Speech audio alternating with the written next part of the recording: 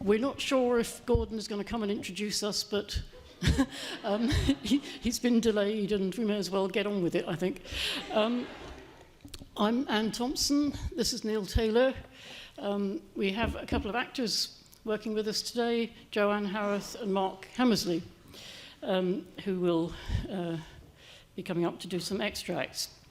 Thank you all very much for coming in this Shakespeare marathon that we're experiencing. Is that all right for sound? I was in here last night and it was a bit problematic. Anyway, this talk is called Making Hamlet New, and we're going to be sort of alternating in delivering it. Hamlet may well be the world's most famous play, but theatre audiences are used to it being different every time they see it. Every production is different, and even different performances of what is ostensibly the same production will be different on different nights. Every performance makes Hamlet new.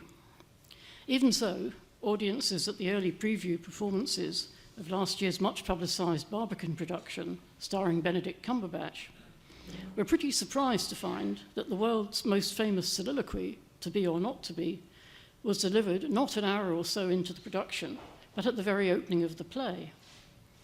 This experiment was abandoned after a few performances, and the soliloquy reverted to a more conventional place. I said a more conventional place rather than the correct place, for that phrase would imply that there is a text of Hamlet, a single text, Shakespeare's text, the equivalent of Holy Writ. If that were the case, you should surely be able to consult it in all its singularity and sanctity by turning to a scholarly edition, such as the one published in the Arden Shakespeare. Our edition of Hamlet, which was published in 2006, was intended to bring home to readers the fact that not just every performance, but every edition of the play is different and makes Hamlet new. There are two reasons why this should be the case. Firstly, the text, as printed in each of the Oxford, Cambridge, Penguin, Pelican, RSC, Norton, Riverside, Folger, and Arden editions, differs from the text of all the others because of countless small verbal decisions taken by the editors. Secondly, there are three distinctly different early texts for an editor to choose from. But even beyond that, our edition made Hamlet new because it was the first to provide modernised, annotated editions of all three early texts, and thereby encourage readers to treat them as three different plays. It was marketed as being groundbreaking, and many of the reviews, though not all of them, took up the adjective with approval. Historical method requires historians to go back to the earliest authentic documents or artifacts they can find. Literary editors, likewise, turn to the earliest available text on the assumption that it will be closest to the author's original intentions. But Shakespeare's editors are denied the luxury of any authorial manuscripts of his plays or poems, with the possible exception of a few speeches from a play he may have co-authored about Sir Thomas More. So if we want the earliest printed text, it is a small, quarto-sized book dated 1603, which can be seen in the British Library, bearing the title, The Tragical History of Hamlet, Prince of Denmark, and claiming on the title page to have been written by William Shakespeare and performed in London, Cambridge, Oxford, and elsewhere. Within another year, however, a second quarto-size edition had printed a quite different text, twice as long, and containing remarkably different dialogue. Within 20 years, a larger folio-sized volume of Shakespeare's collected plays had printed a third text, shorter than the second quarto by about 1,000 words, losing some well-known passages, but adding some more. The summary of this is on the handout. While the broad outline of the plot is very similar in all three texts, the text in the second quarto, let's call it Q2, and the folio, let's call it F, while differing from each other in many ways, differ far more from the text printed in the first quarto, Q1.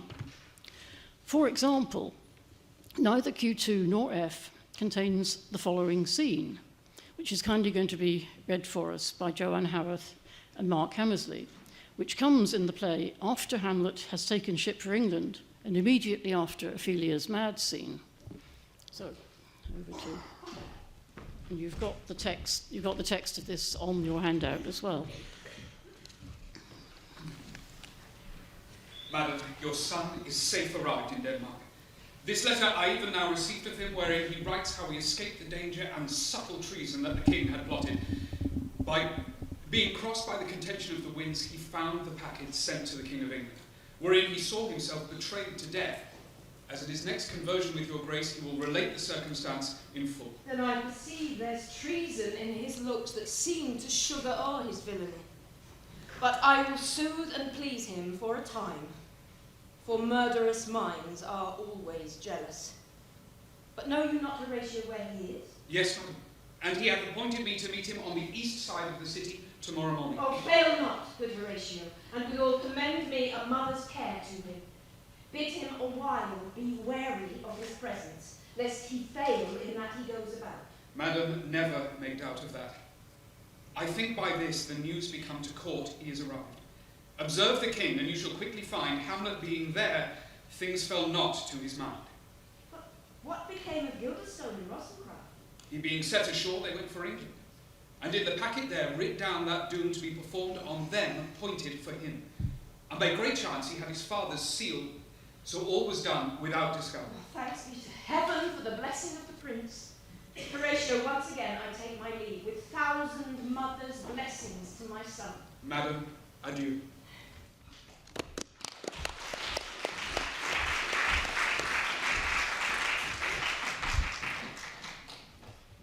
Is this microphone working okay? Yeah, I can hear myself coming back. Admittedly, Q2 and F process some of that scene's plot material, but scattered over different scenes, 3 different scenes. There's at least one phrase, to sugar o'er his villainy, which crops up again in the later texts, although earlier in the play, about Act 3, Scene 1.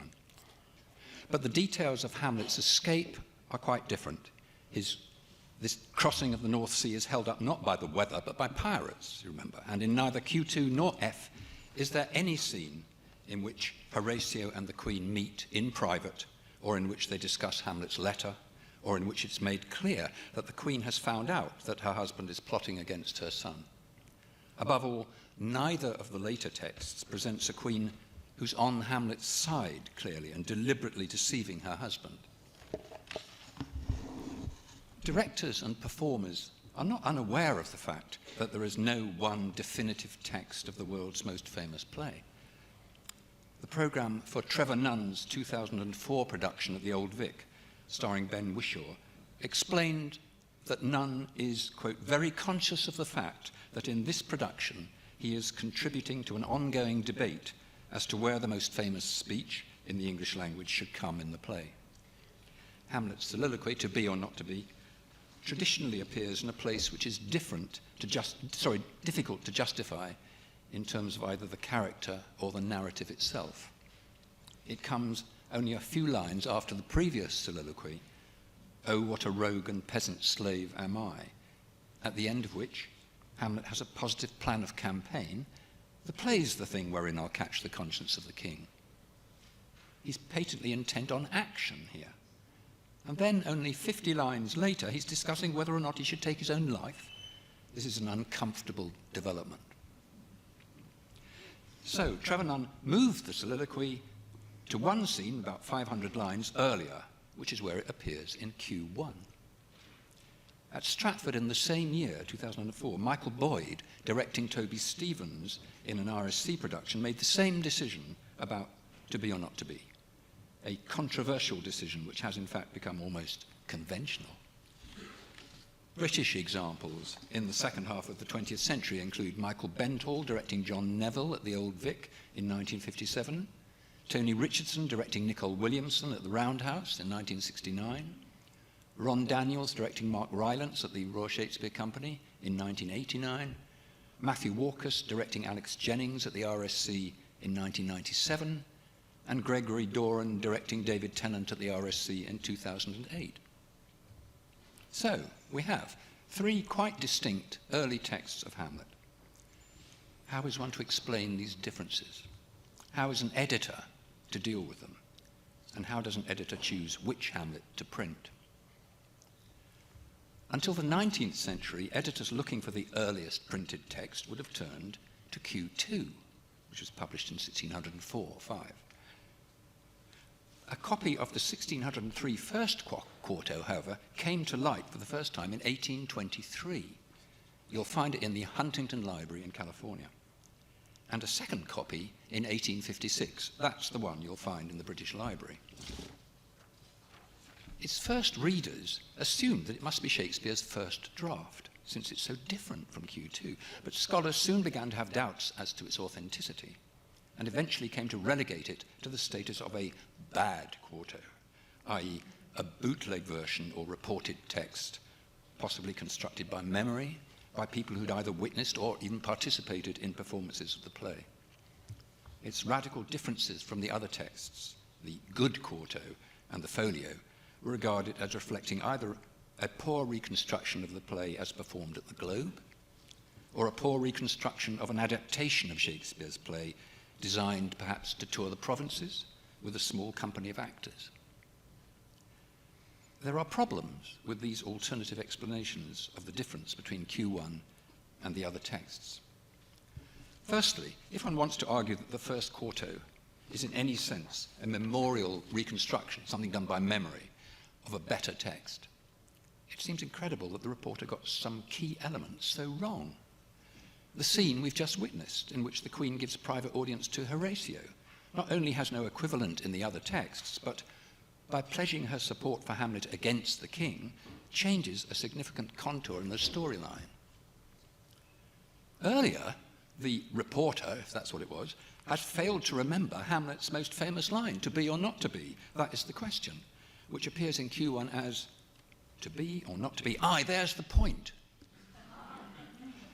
Can the first quarto really be an attempt by someone to reconstruct their experience of the play and performance? Secondly, the argument that the short first quarto is an adaptation designed to be performed by a small touring company assumes that a shorter text requires fewer actors than a longer text. But this is wrong. As we demonstrate in our 2006 edition, if one calculates the minimum size of the company needed to perform any one of the three texts in its entirety, the answer is always the same.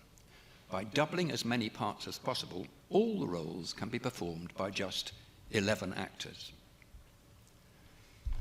Interestingly, the Q1 text is the only one of the three that can in practice be performed on the stage without cutting, by the way.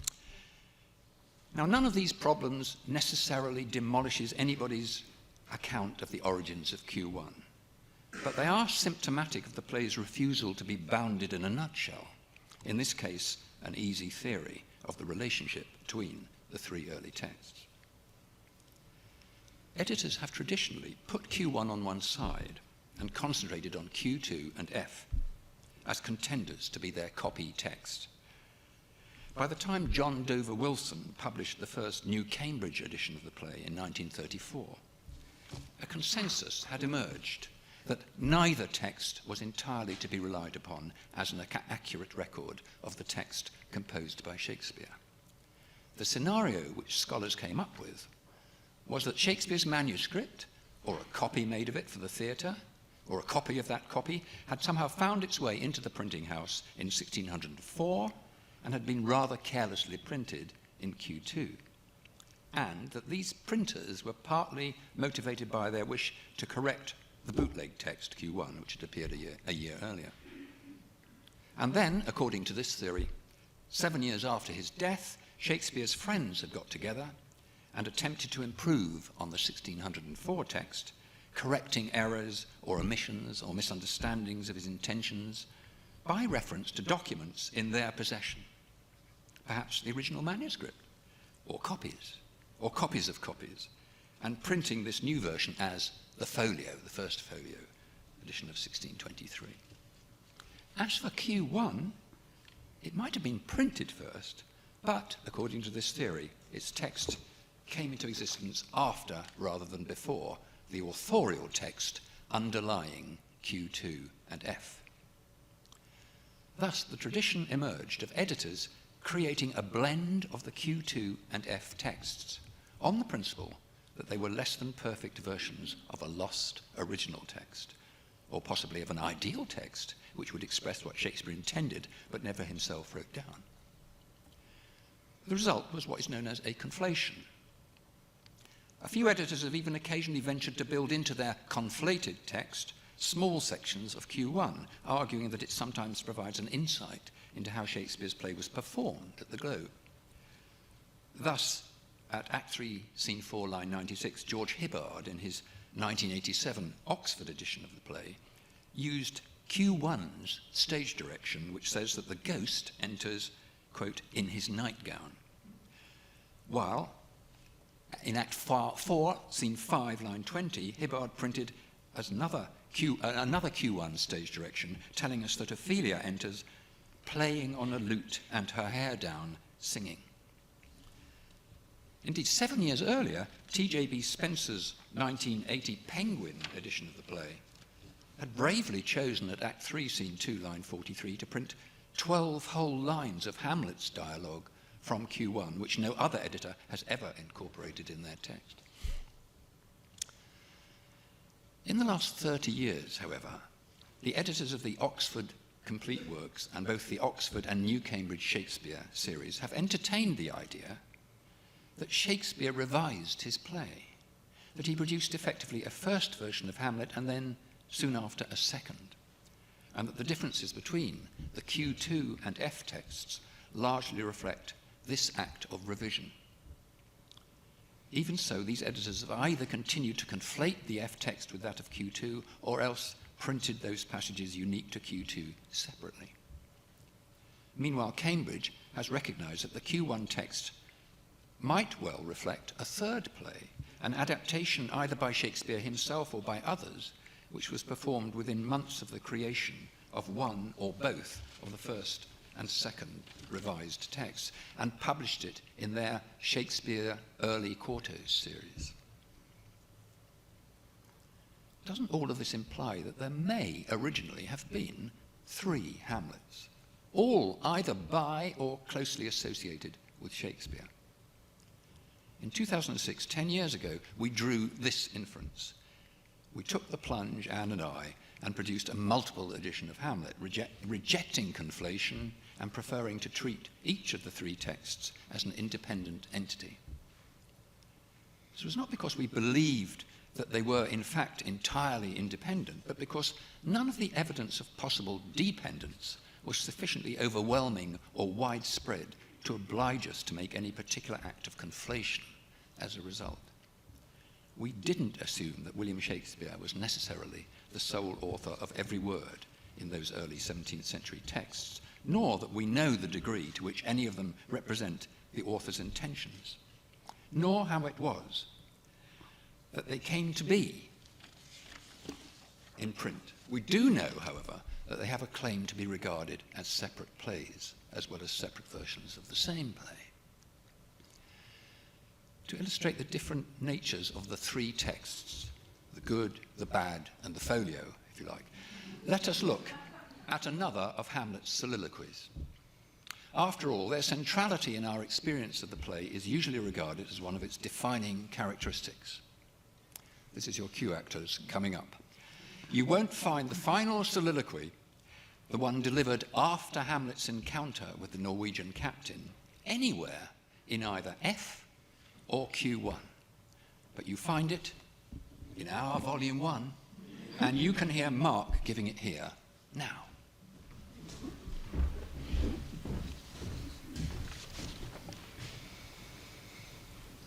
How all occasions do inform against me and spur my dull revenge. What is a man? If his chief good and market of his time be but to sleep and feed. A beast, no more. Sure, he that hath made us with such large discourse looking before and after, gave us not that capability and godlike reason to thrust in us unused. Now whether it be bestial oblivion or some craven scruple of thinking too precisely on the event, a thought which quartered hath but 1 part wisdom and ever 3 parts coward, I do not know why yet I live to say these things to do. Sith I have cause and will and strength and means to do it, examples gross as earth exhort me. Witness this army of such mass and charge, led by a delicate and tender prince, whose spirit with divine ambition puffed makes mouths at the invisible event, exposing that is mortal and unsure to all that fortune, death, and danger dare, even for an eggshell. Rightly to be great is not to stir without great argument, but greatly to find quarrel in a straw when honour's at the stake. How stand I then, that have a father killed, a mother stained, excitements for my reason and my blood, and let all sleep? Was to my shame I see the imminent death of 20,000 men, that for a fantasy and trick of fame go to their graves like beds. Fight for a plot whereon the numbers cannot try the cause, which is not tomb enough and continent to hide the slain. Oh! From this time forth, my thoughts be bloody, or be nothing worth.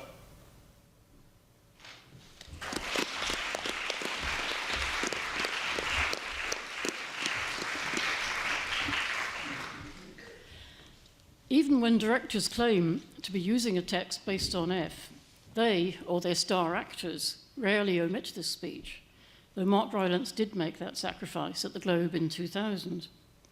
Michael Pennington says in his account, Hamlet, A User's Guide, that he finds it amazing that what he calls perhaps the best of Hamlet's monologues should be cut. Kenneth Branagh's 1996 film turns it into a big melodramatic climax, a huge scream of resolution as the camera draws back from the speaker, revealing more and more armies, members of the enormous army of Fortinbras, marching across the screen behind him.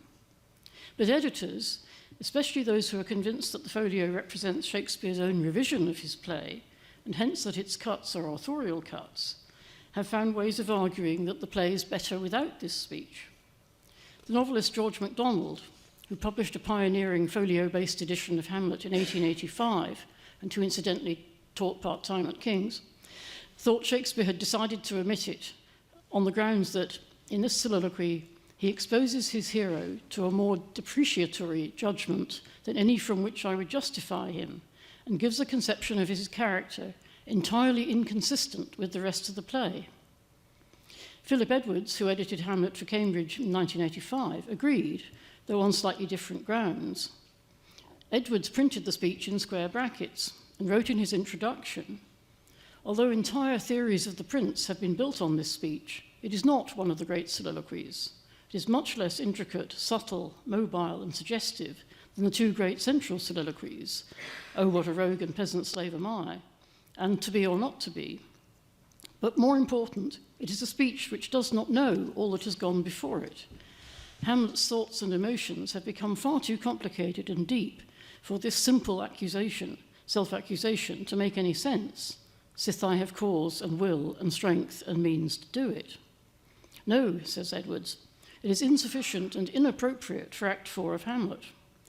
By the time we have reached the point at which it has been placed, Hamlet has become so immense in his mystery, so unfathomable, that the speech is not adequate for the speaker. In Peter Brook's production of the play, put on in Paris in 2000 and The Young Vic in London 2001, he omitted this speech, but instead he inserted To be or not to be in its place, on the grounds, according to an interview, that this moment is Hamlet's nadir, and therefore the most appropriate context for To be or not to be. This speech is perhaps the most striking aspect of what happens when you take the three texts as independent entities rather than trying to run them together into a single version. The most famous speeches in this famous play turn out to be movable or detachable.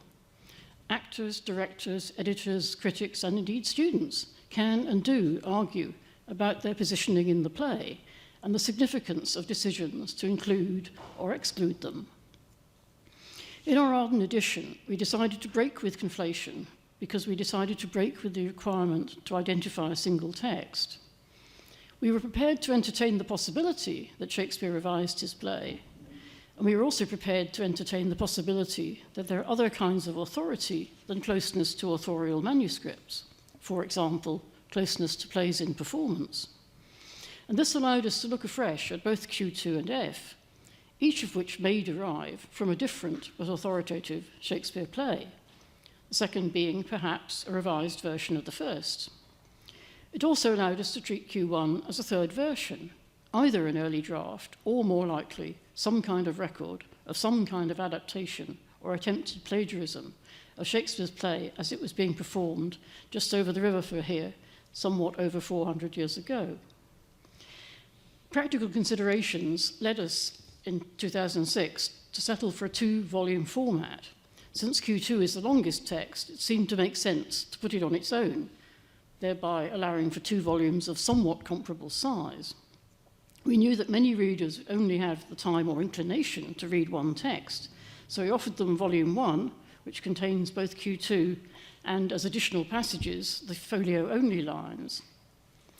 This decision certainly does not arise out of any conviction that Q2 is the one authoritative text, or that if F has any authority, it is limited only to those additional passages, or that Q1 is a mere curiosity. On the contrary, we believe that each of the 3 texts has sufficient merit to be read and studied on its own. We fervently hoped that readers would study both volumes, experience the imaginative power of all 3 texts, and explore and weigh the scholarly debates surrounding their origins. And I would say from my teaching experience over the last 10 years that this has indeed been happening. It would be neat if we knew that Shakespeare only composed 1 draft, and if we could confidently reconstruct that draft through a series of logical deductions from the evidence left us in the 3 early texts.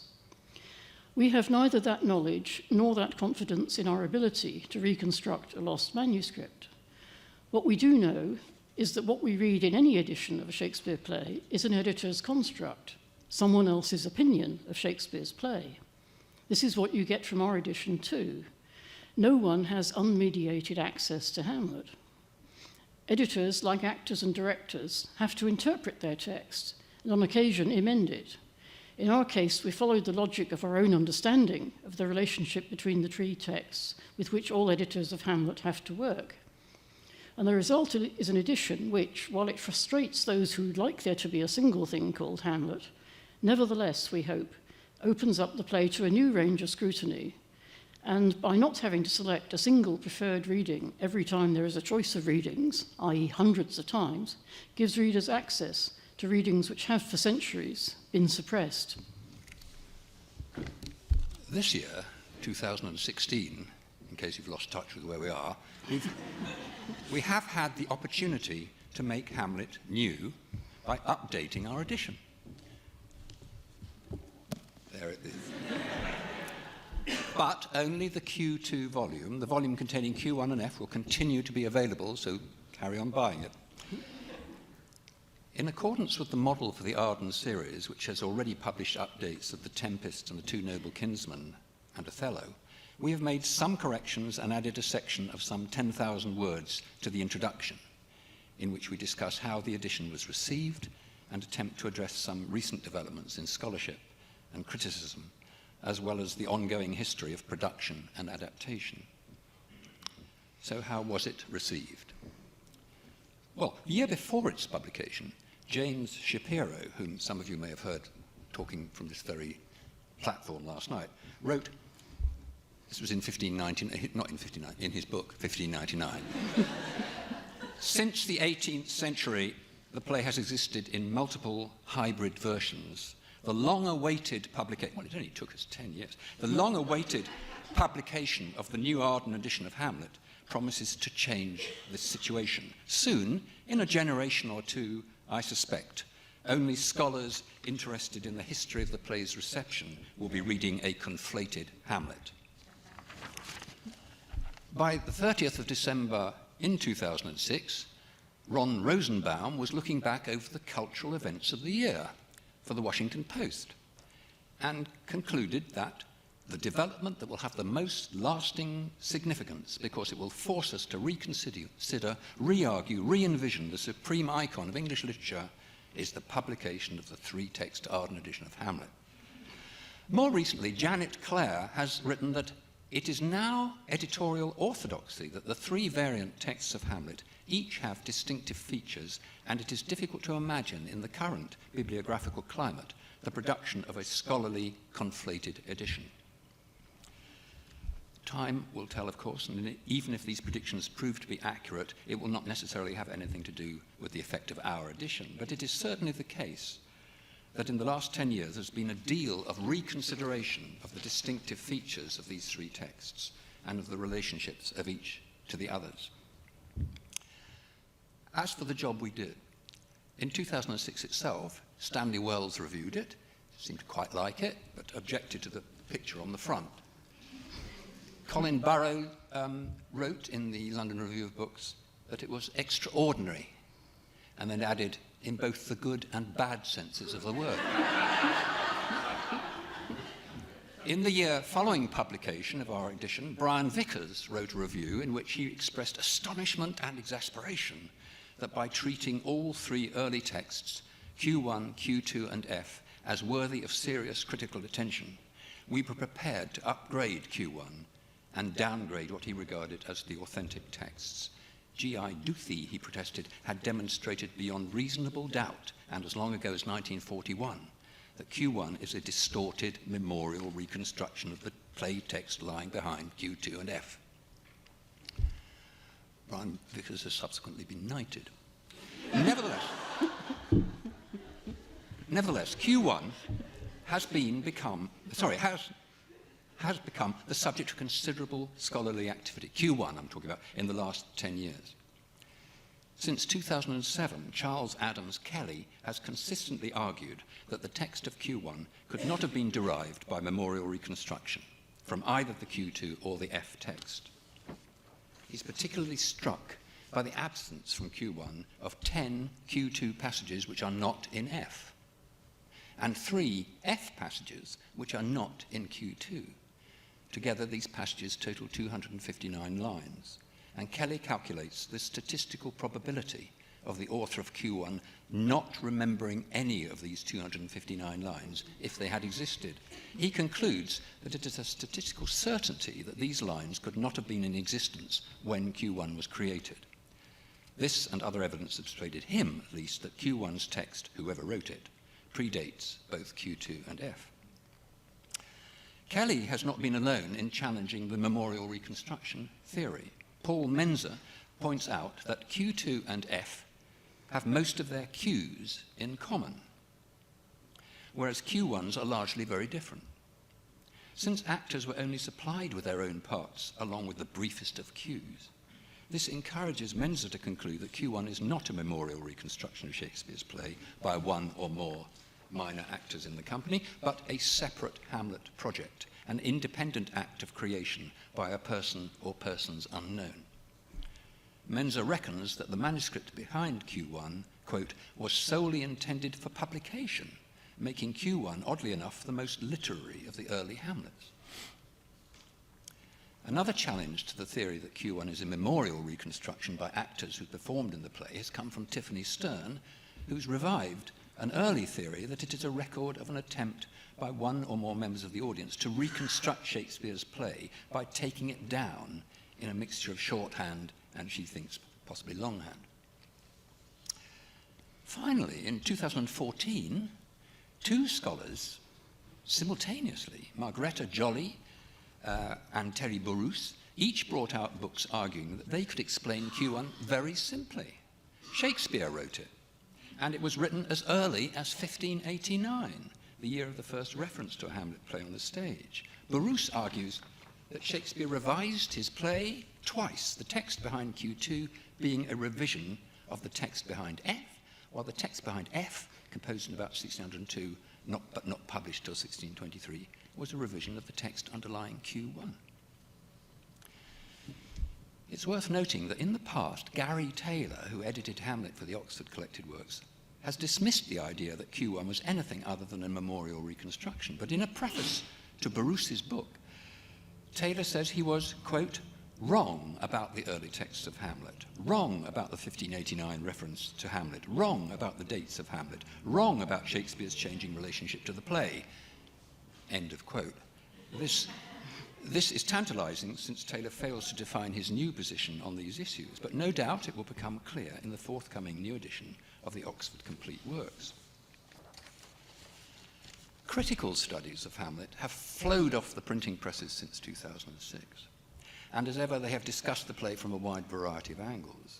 In 2012, Ophelia herself gained a whole book, The Afterlife of Ophelia, edited by Cara L. Peterson, Deanne Williams.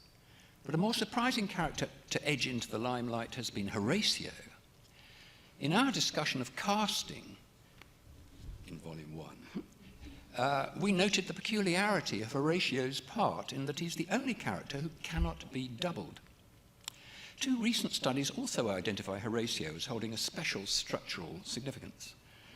Christopher Worley explored the personal and political ambiguity of Horatio's role. He seems to Hamlet to be reliable because he is a disinterested outsider, whereas to Marcellus, he is reliable because he's an interested insider.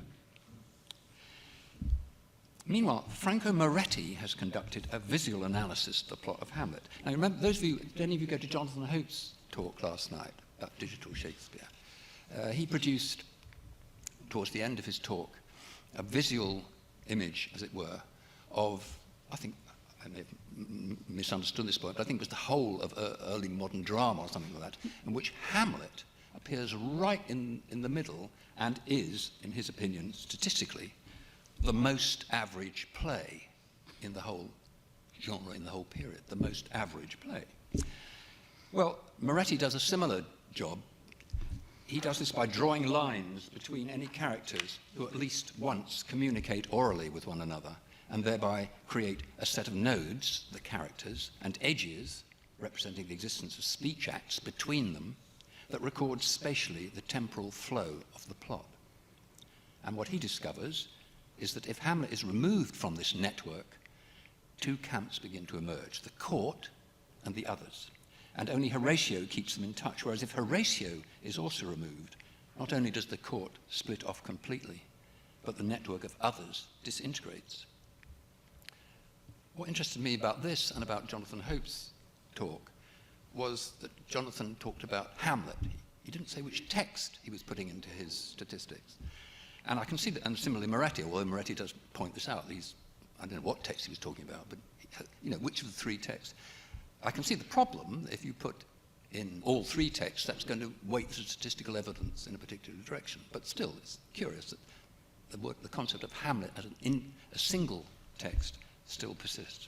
Inevitably, nevertheless, it is Hamlet himself who's been the focus of attention for many scholars. David Scott Caston, who's talking here tomorrow, wrote in 2014 that the 20th century, following Freud's student Ernest Jones, has tended to see the tragedy in psychological terms. But, quote, recently we have been more likely to see it in theological ones. However, perhaps the most provocative reading of Hamlet to emerge in this period, and in many ways the richest in ideas, is that by Margrethe de Grazia, who introduced the poets, if you remember, 2 nights ago here. In her book Hamlet Without Hamlet, which came out in 2007, which resists not only an emphasis on psychology, but on tragedy as well. Put simply, de Grazia sets out to demodernize Hamlet by resisting the post-romantic emphasis on his inwardness and emphasizing instead the senses in which the play is history rather than tragedy. Hamlet's delay only became seen as psychological once Coleridge began to use the term to describe Shakespeare's insight into character, and Hamlet became associated with things modern. De Grazia argues that if we try to ignore the modern obsession with Hamlet's modernity and examine scrupulously the plot and the play's language, we can recover a play that is conceived as history as much as tragedy, and which is very much about the ownership and conquest of land. Hamlet's supposed madness and delay are functions of a plot in which his behavior is largely determined by his uncle and mother's conspiracy to dispossess him of his inheritance. Finally, last year, a book was published which draws together textual, performance, and literary study of the play in a most brilliant and fascinating way.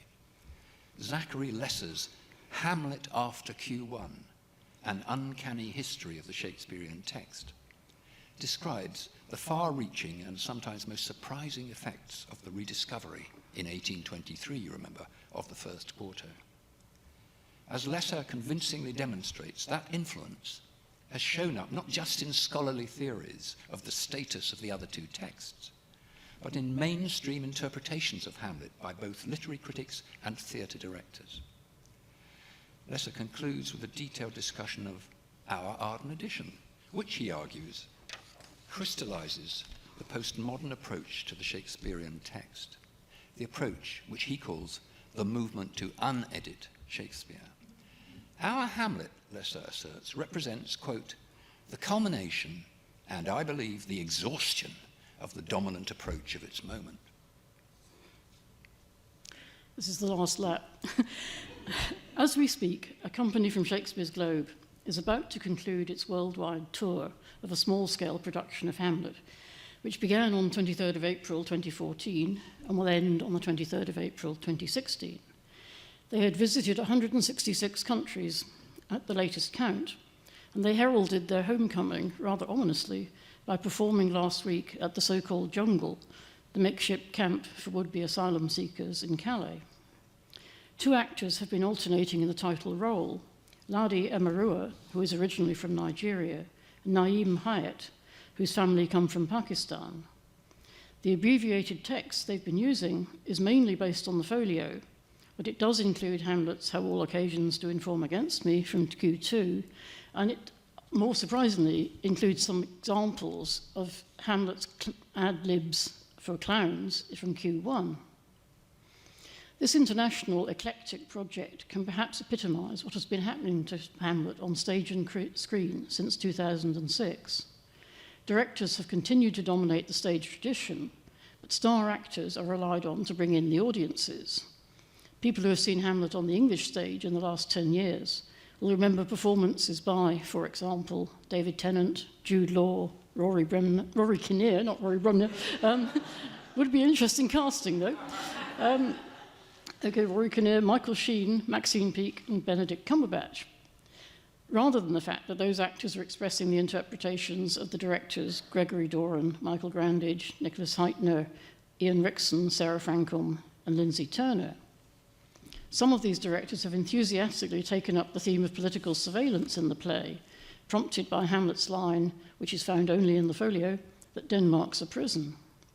And this approach was formerly very popular in Eastern European productions, but seems to have come over to the West at the same time that Eastern European productions have become more domestic. Foreign productions seen in the UK in recent years have included one from South Africa, directed by Janet Sussman, one from Germany, directed by Thomas Ostermeyer, one from Lithuania, directed by Emontis Necrosius, one from South Korea, directed by Yang Jung-eung, and yet another from Japan, directed by Yukio Ninagawa, starring the same actor in 2013 who had played Hamlet for him previously in 2003. These and other productions often challenge Anglophone audiences and provoke different questions about the meaning of the play. As Dennis Kennedy put it in a programme note for the 2014 Globe to Globe season, when Shakespeare's Globe hosted 37 productions in 37 languages, in English, Hamlet is a series of well-known quotations. In Chinese, it is a new play. Adaptations, cut-up versions, spin-offs, prequels and sequels have continued to proliferate. The Worcester Group in New York have performed what is in effect a reenactment of the 1964 Richard Burton film, while Hidden Room Theatre in Austin, Texas, have offered a version of Fratricide Punished, the German drama that may or may not derive from Q1, as a puppet play, building on work by Tiffany Stern, who argues that the surviving German text may in fact derive from the puppet tradition. In prose fiction, Ophelia has proved a surprisingly popular character in novels aimed at teenagers, with two books simply called Ophelia by Jeremy Trafford and Lisa Klein, and one called Dating Hamlet by Lisa Fiedler. Encouragingly, Ophelia tends to be a much more positive figure in these books than she is in the play, empowered to save both herself and her prince. Film adaptations have included offerings from India, Iran, and China. The most bizarre film is perhaps Andrew Fleming's Hamlet 2, which stars Steve Coogan as a failed actor turned teacher who decides to stage a musical sequel to Hamlet involving time travel. Hamlet goes back and saves Gertrude, Laertes, and Ophelia. And also involves some degree of blasphemy, It's also a sequel to the New Testament, and it contrives a happy ending in which both Jesus and Hamlet agree to forgive their fathers. In 10 years' time, when we all meet again, we'll be able to assess the accuracy of Zachary Lesser's prophecy. Will we have indeed exhausted the postmodern approach to the play? Meanwhile, in order that you be in the best position to judge, we encourage you to acquire the newest Hamlet, our revised edition, copies of which will be on display upstairs in chapters where there is a reception after this talk. We can't actually sell copies, but there will be order forms to buy it at a reduced price. Anyway, thank you very much for listening.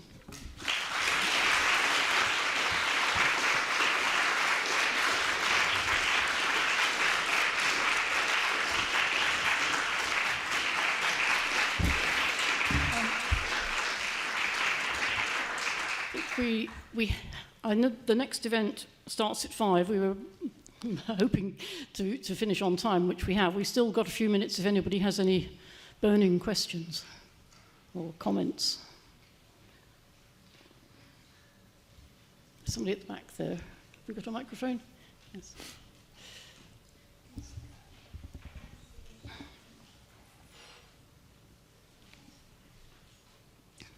Well, thank you for your talk. It was really interesting. I guess one question I had was about conflation and performance. I guess, are there any performances of Hamlet recently that you're aware of that don't conflate any texts? Because I feel like with textual editions, it's really easy to pick up Q1 one day or Q2 the other day, but with performance, it's not so easy to step away from conflation. So if you have any opinions on that, I'd love to hear it. Most performances conflate, apart from performances of Q1. They tend to be pretty purely Q1, but otherwise people tend to mix them up. Even when they did Q1 in the Red Not Dead series at the Globe, the actors who are performing holding scripts, I noticed on that occasion they would occasionally look up from the script because, of course, they'd all performed in other versions of Hamlet. And when they looked up from the script, they tended to revert to one of the other texts. So that became a conflated performance. Well, it just occurs to me, the Royal Shakespeare Company, the Jonathan Bate and Eric Rasmussen edition of the complete works of Shakespeare, which came out a few years ago, is tied to the Royal Shakespeare Company in a sense, and in their explanation of what they've done, they say that they have produced the folio texts of the plays on the basis that they represent the performance that Shakespeare's company authorised, as it were. So I imagine that you'd expect any Royal Shakespeare Company Hamlet for the next year or two to produce an F text, unconflated, but I don't know whether that will... There's Hamlet coming up this year, isn't there? Again. So it might be that there are some F-only texts around for a bit, at least in one part of the country.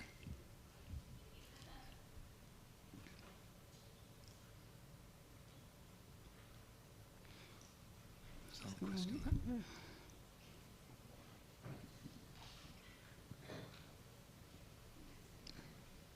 Thank you. I'm just wondering if we're staying away from words like good or bad.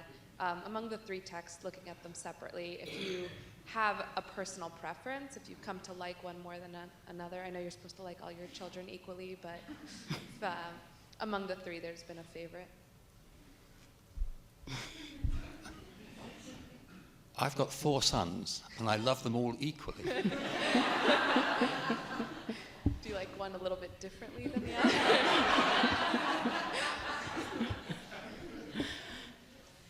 Yeah, I suppose part of the rationale was precisely not to choose our favourite text.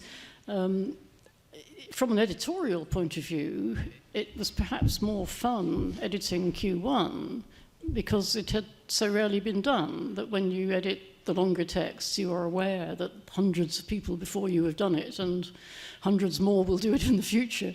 But in the case of Q1, there hadn't really been a text annotated on the scale that Arden allows us to do. We did it first, partly as a way of defamiliarising ourselves. I mean, it's Hamlet, but not as you know it. And we knew we were sort of reinventing the wheel some of the time, but it was very refreshing to do that. I think we might have some favourite readings from different texts. For example, I think we were quite wedded to, in Hamlet's first soliloquy, where he talks about, that this tutu, and then a word beginning with S and ending in D. We quite enjoyed printing sallied, despite the fact that people either print solid, which comes from the folio, or sullied, which they reckon is the word lying behind the word sallied that is there in the first quarto and the second quarto. And we came in for some fairly brutal criticism for printing sallied. And I must say that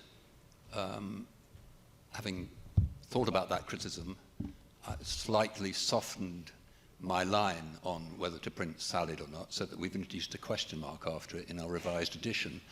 So I think, in my case, perhaps my view has matured a little bit. I still like salad, but I think of it as, well, those were our salad days, 2006. Yeah, I can come up with a favourite misprint or a favourite line that appears in the second quarto when Hamlet's first soliloquy, he's saying, that this tutu, whatever it is, flesh would melt, thaw and resolve itself into a dew, or that the everlasting had not fixed his cannon against seal slaughter. Says, that is the Q2 reading. Somebody should do a T-shirt with that on. But in that case, one would correct to self-slaughter even without the existence of the folio text, which reads self-slaughter.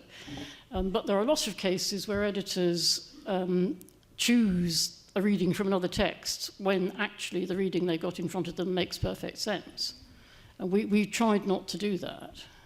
We've only corrected where we think this would have to be corrected, even if this is the only text in existence. Any further?